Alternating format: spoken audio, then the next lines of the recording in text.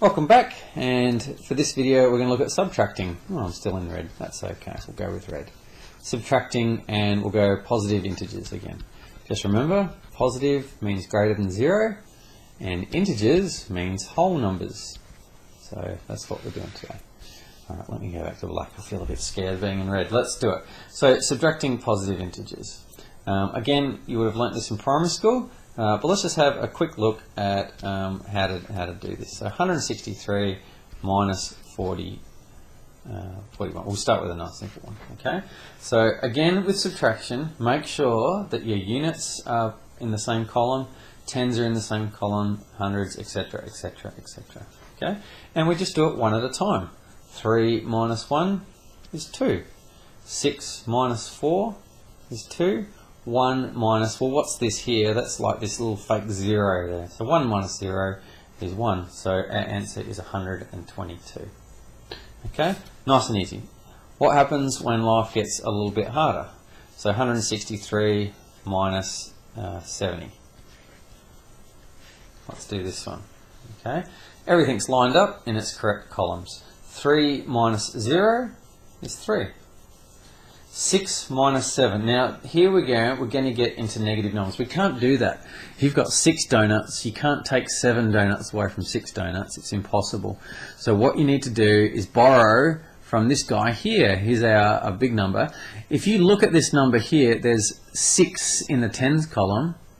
But you can actually think about that as 16 in the tens column if you bring this 1 across to here.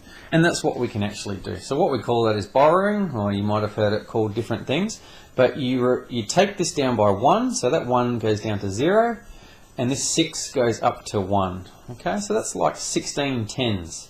And if you think about 16 tens, that's 160, which is what we have there, 160, and then there's a 3 there too. So that's what we've got. So now that we've borrowed, we can do this subtraction. 16 minus 7 is equal to 9. And then you have 0 minus 0, which is just 0. You don't need to write that in. I just want to show you. So 93 is the answer. Let's just do a couple more examples because it's really good to see some bigger ones. I'm just going to make some numbers up. Minus 459. Okay.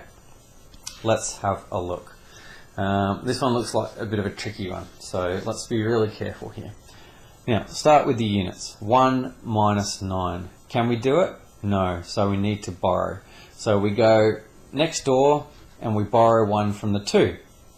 So the 2, we borrow 1 from here, he goes down to 1, and then we put a 1 in front of there. So we've added 1 from the tens column into the units column. This now becomes 11. So 11 minus 9 is 2. And then here we have now 1 minus 5. Again, we can't do it. 1 minus 5 does not work. And so we need to borrow again. So we need to borrow from this 7. I'm just going to delete that because it's in my way sort of thing.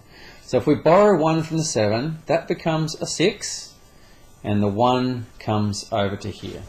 This now becomes 11 because we've borrowed 1 from the tens column over here. So 11 minus 5 is 6. In the hundreds column here, 6 minus 4, we can do that. That's nice. 2 and 6 minus 0, there's like a 0 there, is 6. And so your answer is 6,262. Okay. One more example and then I'm going to go to bed. No, not really. It's only, yeah, you can look at the time, 7:23. Just joking. 9,000 minus 121. Let's do this one very, very quickly. 0 minus 1. We can't do it. That's annoying. So we go next door. But there's 0 there. We can't borrow anything from there. So we go again. There's 0 there, we can't borrow anything again, so we go next door. Alright, now we've got some stuff here that we can borrow. So I'm just going to get rid of those things because it's going to get a little bit messy. What we need to do is borrow 1 from here, that becomes 8. That becomes 1 there, and then we have 10. Remember what we're trying to do though, we're trying to borrow 1 to get something here that's bigger than 1. So there's 10, We want to borrow 1 from 10, that becomes 9, and this one goes to 10. Again, this is now 10, we want to borrow 1 from there, that becomes 9, and 1 ends up going here. And if you just have a quick look at this, what we've left with, this says 8,900, sorry, I put commas in there for some reason, 8,990/10 is sort of what it's saying, 8,990/10. But we know we don't call this number 8,990/10, we call it, what's the number after 8,999? If you add 1 to it, it's 9,000. So you can see we haven't actually changed this number, we've just changed how it looks to help us with this subtraction. Hopefully that makes sense. That's the whole big idea of subtraction. 10 minus 1 is 9, 9 minus 2 is 7, 9 minus 1 is 8, 8 minus 0 is 8, and your answer is 8,879. Hope that makes sense. See you in the next video.